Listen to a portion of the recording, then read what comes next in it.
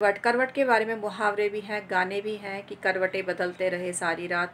तो कई लोग करवटें बदलते हैं सारी रात, और इसका कारण ये है कि उनकी जो जितनी नेगेटिव एनर्जी जिस मनुष्य में होगी रात्रि को, वो उतनी ही करवटें बदलता है।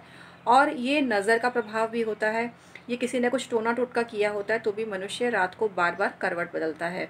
इसके लिए उपाय बता रही हूँ। सात्विक आहार लेवें, नहाने के पानी में 1 चुटकी नमक डालें और फिर स्नान करें और सादा पानी से वापस से नहा लें। तो ये इसके अलावा जो अपना आहार है, रहन सहन, ये पूर्ण रूप से सात्विक, और जो विचार हैं उसमें भी किसी के भी प्रति दुर्गुणों का लेश मात्र भी चिंतन ना करें, सिर्फ अपने कर्तव्य पर ध्यान देवें। तो ये जो करवट बदलने वाली जो आपकी समस्या है ये दूर हो जाएगी।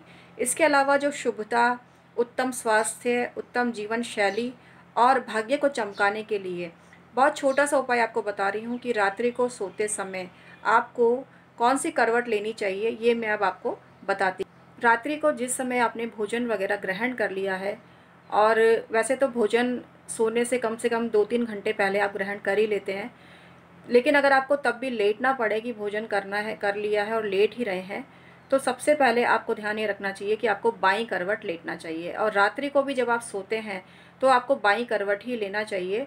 जिस समय आप बाईं करवट सोते हैं तो आपकी नाक का जो स्वर है वो दायां स्वर चलेगा और दाहिने नथुने से आपको श्वास आएगी, जो कि स्वास्थ्य की दृष्टि से भी उत्तम है और नेगेटिविटी को भी दूर करता है, आपके बल पराक्रम में वृद्धि करता है। दिन में सोना वर्जित है, अगर अति आवश्यकता में सोना पड़े दिन में, और कुछ महीनों में हम सोना प्रशस्त भी करते हैं, लेकिन अगर दिन में आप शयन करते हैं तो इस चीज़ का आप ध्यान रखें कि दिन में आपको दाईं करवट सोना चाहिए।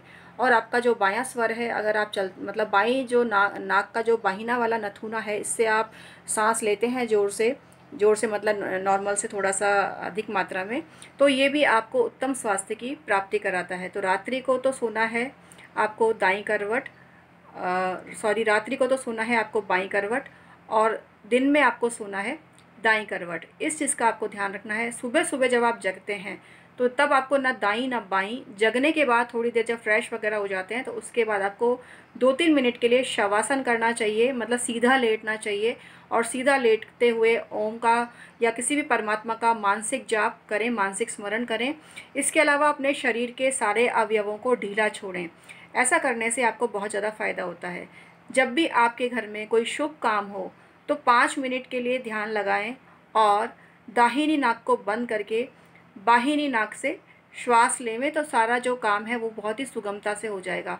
जिस समय आपको अपना शौर्य प्रदर्शन करना है, अपनी एनर्जी दिखानी है, उस समय आपको बाईं नाक को बंद करके और दाहिने नाक से श्वास लेनी चाहिए। तो ये अलग अलग प्रक्रिया हैं, और ये करवट लेंगे ना तो आप अपने स्वर को भी चेंज कर सकते हैं। जिस तरफ करवट लेके सोएंगे उससे विपरीत जो स्वर है वो चलने लगेगा।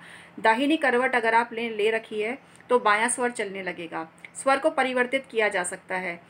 तो करवट लेना तो आपके हाथ में ही है। और इसके अलावा एक चीज़ का और ध्यान रखना कि बॉडी में कहीं भी पेन हो रहा है, किसी भी तरह का तनाव आपको हो रहा है, तो थोड़ी देर के लिए आप दाहिनी करवट सो जाएं, और बाहिनी जो आपका नासिका का जो छिद्र है, मतलब नाक का जो छेद है बाहिना वाला, उससे आप जोर जोर से श्वास लेवें, तो बॉडी के पेन भी मिटते हैं और स्ट्रेस और ये सब भी दूर होता है। तो इस तरह से करवट के द्वारा आप काफ़ी कुछ परिवर्तन अपने जीवन में कर सकते हैं। देखो, जब स्वास्थ्य उत्तम रहेगा तभी तो आप कर्मरत रह पाओगे। तो सबसे पहली चीज़ है उत्तम स्वास्थ्य, उत्तम चिंतन, मानसिक और शारीरिक रूप से मनुष्य का स्वस्थ होना। तो करवट से आपको उत्तम स्वास्थ्य और मानसिकता जो आपकी उज्जवल होती है, और उसी के द्वारा आप पुरुषार्थ करके अपने जीवन को सफल बनाते हो। इसको दूसरे शब्दों में बोलें तो अपनी किस्मत चमकाते हो।